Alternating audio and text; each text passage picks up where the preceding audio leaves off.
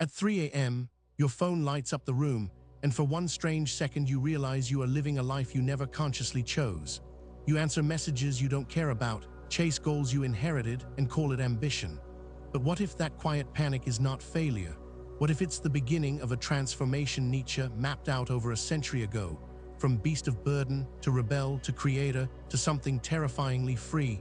But first, let me tell you why this matters more today than ever.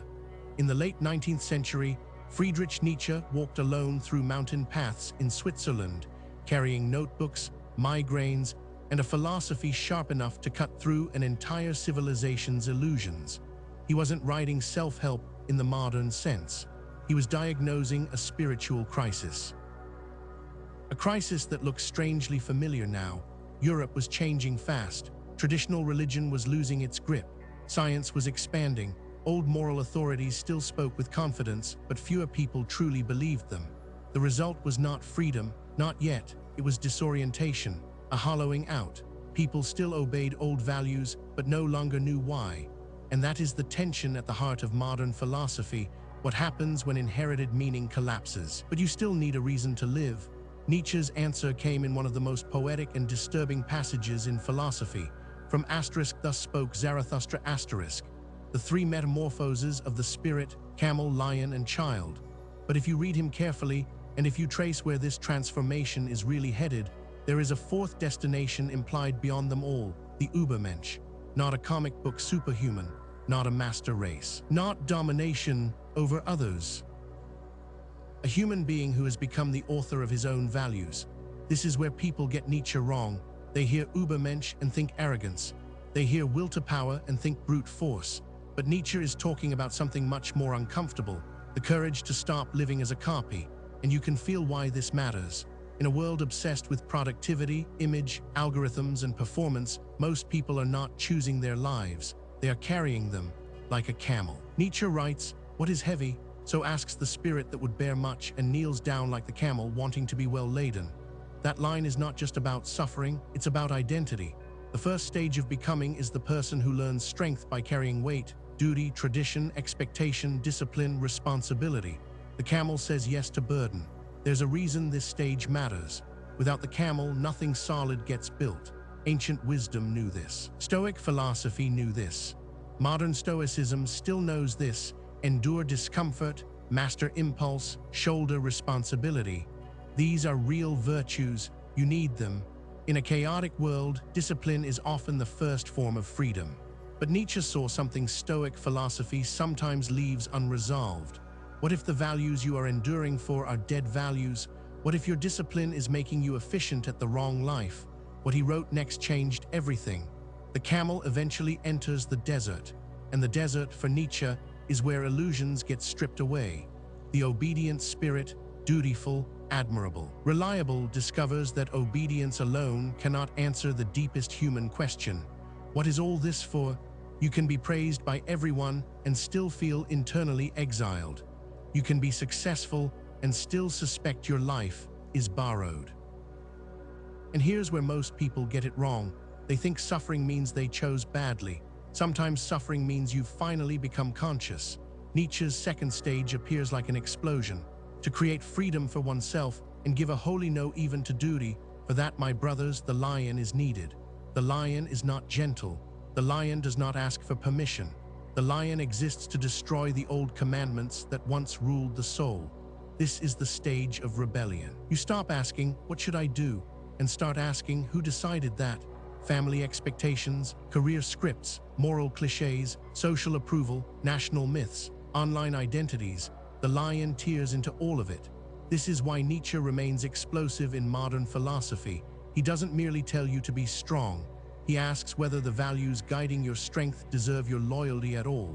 And let's make this uncomfortably modern. A person leaves a prestigious job everyone envies. Another walks away from a relationship that looked perfect from the outside. Someone raised to be agreeable becomes impossible to manipulate. From the outside, this can look selfish. From the inside, it can feel like the first honest breath of a lifetime. Here's the controversial part. Some forms of kindness are just cowardice with better branding. A lot of what society praises as maturity is actually domestication. And yes, that should drive debate, because many people have built entire identities around being good in ways that keep them weak, resentful, and obedient. But the lion has a limit. It can say no, it cannot yet say a sacred yes. This matters because rebellion is intoxicating. It feels like freedom, it looks like freedom. But if your identity is still defined by what you oppose, then your enemy still owns you. If your whole personality is reaction, are you free or just inverted? That's the mini cliffhanger hidden in Nietzsche's Transformation. The lion destroys, but cannot create. And there's something even more shocking. If you stay a lion too long, you become trapped in permanent war. After the camel's obedience and the lion's rebellion, Nietzsche offers the strangest answer possible. Not the sage, not the king, not the warrior, the child. He writes, the child is innocence and forgetting, a new beginning, a game, a self-propelled wheel, a first movement, a sacred yes. Read that carefully. The highest stage is not grim intensity. It is creative innocence, not naivety, earned innocence. The kind that comes after disillusionment, not before it. This is where it gets interesting. In Nietzsche's philosophy, the child is not childish. The child is the one who can create values because the child is no longer chained to inherited commandments or consumed by rebellion against them. The child plays, and that word play is far more serious than it sounds, because play is what free consciousness looks like when it stops defending itself. Think about your own life. How much of what you call personality is actually adaptation? How much of your ambition is compensation? How many of your beliefs were selected because they were true, and how many because they kept you accepted? The child stage asks a terrifying question. If no one were watching, who would you become? That's why Nietzsche remains essential for self-improvement, even if he would probably laugh at the term. Most self-improvement advice still assumes the self is already given, like a machine that just needs upgrades. Nietzsche says no, the deepest task is not optimization, it is creation. And this is where modern Stoicism and Nietzsche part ways in a way people rarely admit. Stoic philosophy teaches you to align with nature, accept what you cannot control, and cultivate inner steadiness. That is profound, necessary even, but Nietzsche pushes further into dangerous territory. He asks whether acceptance itself can become a disguise for passivity, whether tranquility can become a respectable form of surrender. That's debatable. It should be. Some viewers will say Stoic philosophy offers liberation without ego. Others will say Nietzsche exposes the hidden comfort inside too much resignation. Good, philosophy should create friction.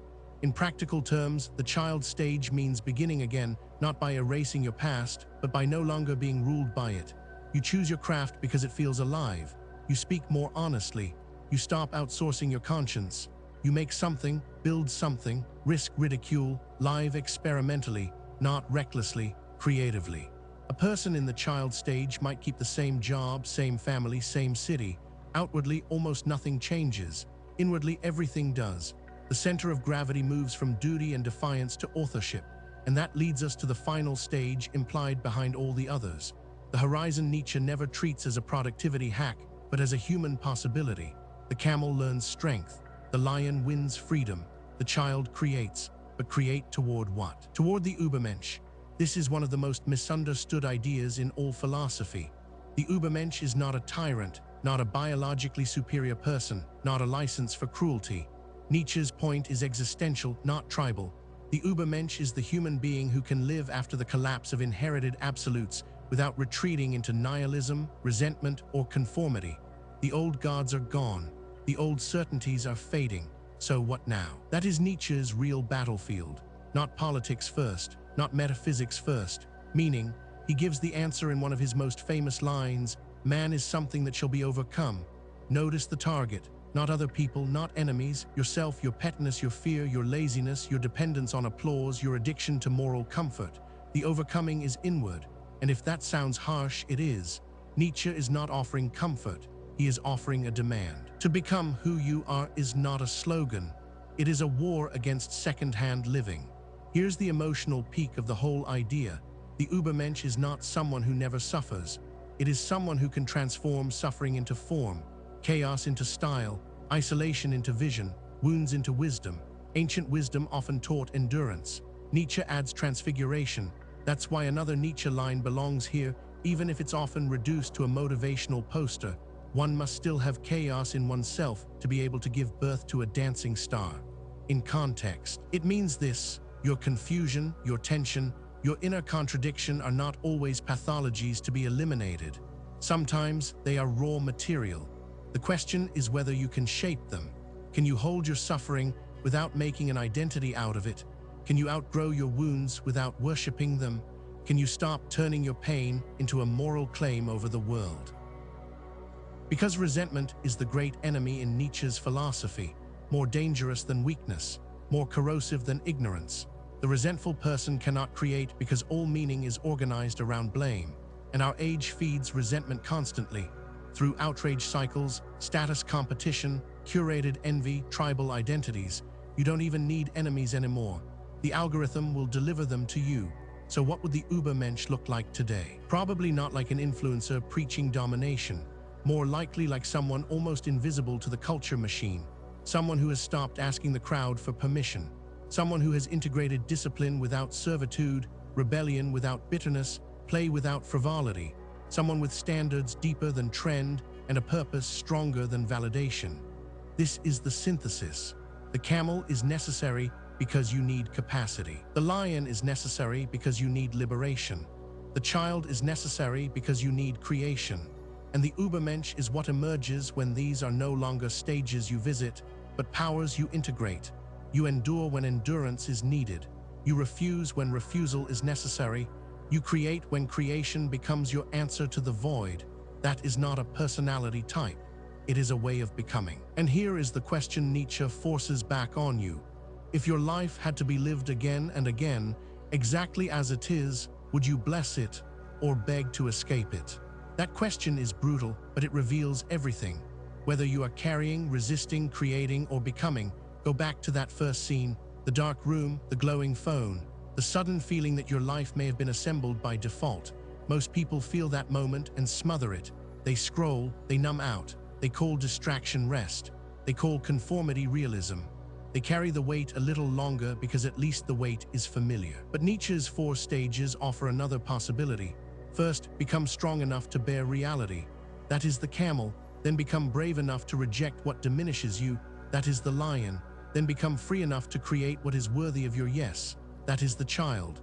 And finally, become the kind of person who no longer needs borrowed meaning. That is the path toward the Übermensch. This is not a quick fix. It is not a 7-step routine. It may cost you admiration. It may cost you certainty.